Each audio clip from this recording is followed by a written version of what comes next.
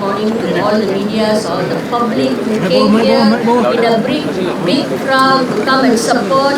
And I really didn't expect that a lot of people will come and support for this cause. I wasn't expecting, because when Mr. Arun told me, let's do this for the last time for Prasanna. I have done so many what I could do legally all these 16 years. But everybody knows until today, Prasanna is not with me. As everybody knows, today I brought Prasanna's baby clothes, teddy bear, just a simple things still with me. I have not seen her for 16 years. This is injustice to me.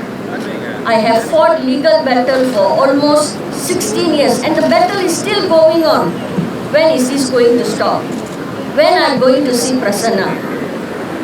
This could be my last chance to battle for her. So thank you so much for coming today to support this cause. Ladies and gentlemen, we are all here because we are angry.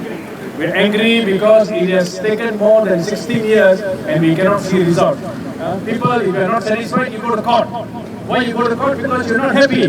But getting the necessary decision, yet you cannot see the fruits of the litigation. It was not easy. In 2009, when we started the case with our able lawyers, Shanmuga, Jeffari, and S.S. Baba, and the most important is Mr.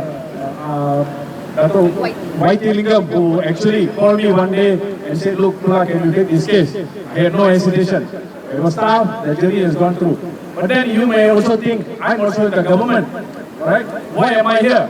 I'm here in my capacity as Member of Parliament for Ipoh Barat. I've been MP for more than 20 years. Ms. Indira Gandhi is also from there. There were hundreds of days I drove her. Number of times I drove her to Putrajaya. Number of times the Court of Appeal, Federal Court, come back, go back, come back, go back. But there are certain things that are moving. If you remember, Indra, some 10 years ago, we had a similar walk in Ipoh. We had a walk, certain things moved after that.